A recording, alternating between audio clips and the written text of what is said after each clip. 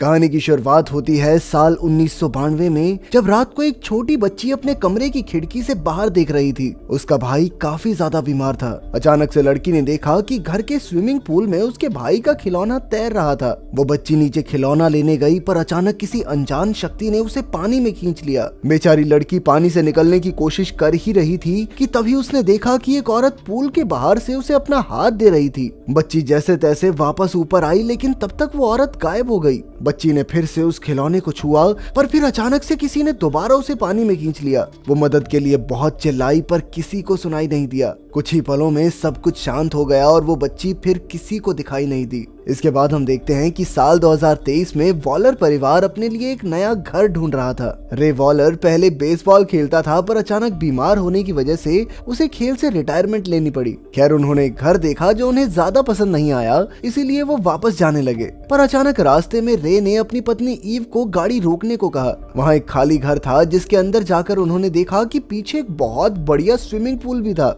रे हमेशा से अपने घर के अंदर एक पूल चाहता था। अचानक उसे पानी में एक बेसबॉल दिखाई दी तो रे उसे उठाने के लिए झुका, पर तभी वो पानी में गिर गया। पानी के अंदर उसे वही समय दिखाई दिया जब वो बेसबॉल खेला करता था। तभी अचानक उसका बेटा एलियट उसे देखकर चिल्लाने लगा और जल्द ही ईव और उसकी बेटी इजी ने रे को पानी से बाहर निकाला। फिर ईव रे को लेकर हॉस्पिटल गई, जहां डॉक्टर ने उसे हर रोज योगा या स्विमिंग करने की सलाह दी ताकि वो जल्द से जल्द ठीक हो सके। जब वो वापस लौट रहे थे तो रे ने ईव से कहा कि वो वही स्विमिंग पूल वाला घर लेना चाहता है, क्योंकि डॉक्टर ने भी तो स्विमिंग करने को कहा है और फिर वो जल्दी ठीक हो जाएगा। ये सुनकर ईव भी काफी खुश हो गई, क्योंकि आखिरकार वो एक परमानेंट घर में जाने वाले थे। कुछ ही दिनों में वॉलर परिवार ने वही घर खरीद लिया और वहाँ रहने लगे। ईव ने एक नई नौकरी ले ली और इजी और एलियट अब स्कूल जाने लगे। फिर घर आकर पूरे परिवार ने मिलकर उस पूल को साफ किया। इजी ने अपने माँ बाप को बताया कि एक लड़के ने उसे स्कूल की स्विमिंग टीम में शामिल कर लिया है। ये सुनकर रे काफी खुश था। खैर, फिर रे ने नाली साफ करने के लिए हाथ डाला, पर अचानक उसके हाथ पर कट लग गया।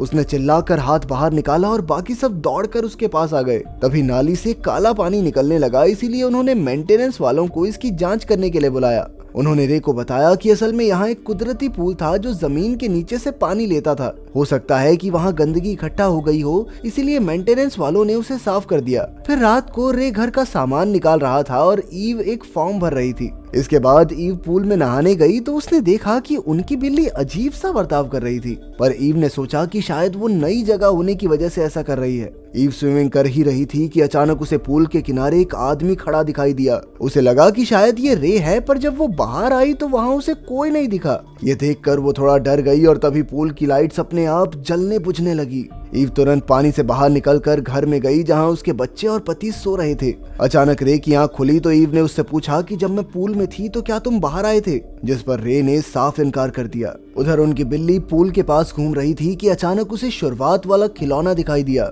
एक बार फिर से पूल की लाइट्स जलने बुझने लगी और अगले दिन बिल्ली किसी को नहीं मिली। वॉलर परिवार ने देखा कि बिल्ली का पट्टा पूल में तैर रहा था। उन्हें लगा कि बिल्ली पानी में गिरकर डर गई होगी, इसीलिए वो कहीं छुप गई है। फिर सब उसे ढूंढने लगे और रे ने अपने चोट वाले हाथ से पट्टा बाहर निकाला। बाद में जब उसने अपनी पट्टी निकाली तो उसने देखा कि उसका जख्म एकदम भर चुका था। फिर रात को ईव को डरावना सपना आया कि वो पूल में तैर रही है और फिर पूल को ढका जा रहा है। अचानक उसकी आंख खुल गई और उसने देखा कि रे पूल में तैर रहा था। फिर अगले दिन वो हॉस्पिटल गए तो डॉक्टर ने बताया कि रे बहुत तेजी से ठीक हो रहा है। तब रे और ईव को लगा कि शायद ये स्विम थेरेपी का कमाल है। उस दिन के बाद रे काफी खुश रहने लगा और वो हर रोज स्विमिंग भी करता। एक दिन एलियट ने अपने पिता को अपने साथ स्विमिंग के लिए बुलाया। उस वक्त रे काम कर रहा था तो उसने एक सिक्के पर हंसता चेहरा बनाया और एलियट से कहा कि वो काम खत्म करके पूल में ये सिक्का फेंकेगा, जिससे एलियट को पता चल जाएगा कि रे आ चुका है। ये सुनकर एलियट स्विमिंग पूल में अपने पिता का इंतजार करने लगा।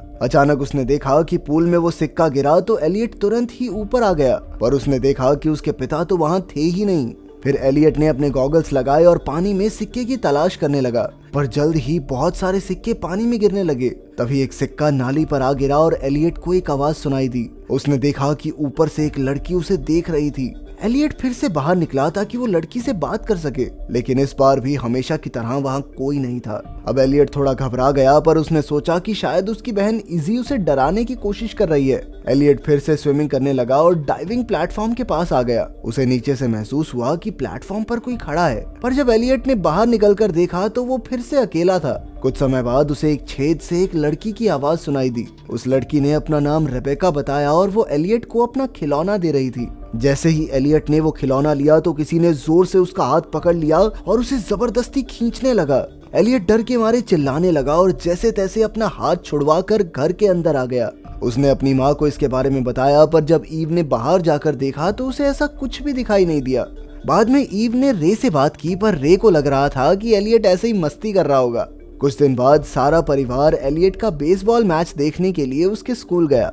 बेसबॉल देखकर रे को पुराने दिन याद आ गए और उसने एक बॉल खेलने की कोशिश की, पर अपनी बीमारी के कारण वो घूमकर नीचे गिर गया।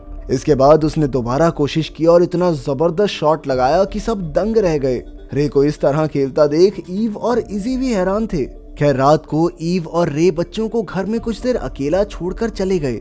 तब इजी ने अपने स्विमिंग पार्टनर रोनन को घर बुलाया। रोनन ने इजी को आंखें बंद करके उसे पूल में ढूंढकर दिखाने की चुनौती दी। इजी मान गई, पर अचानक किसी ने उसका पैर खींच लिया। उसने आंखें खोली तो पता चला कि वो पूल में काफी दूर आ चुकी थी। वो डर के मारे तुरंत पूल से बाहर आ गई, पर जब रोनन ने उसे बताया कि उसने इजी का पैर नहीं खींचा तो इस बात से इजी काफी घबरा गई। रोनन ने उसे शांत करते हुए कहा कि शायद तुम्हारा पैर मुड़ गया होगा। फिर बाद में एलियट ने इजी से पूछा कि क्या उसने पूल में कुछ देखा, पर इजी नहीं चाहती थी कि एलियट के मन में डर बैठ जाए, इसीलिए उसने एलियट को कुछ नहीं बताया।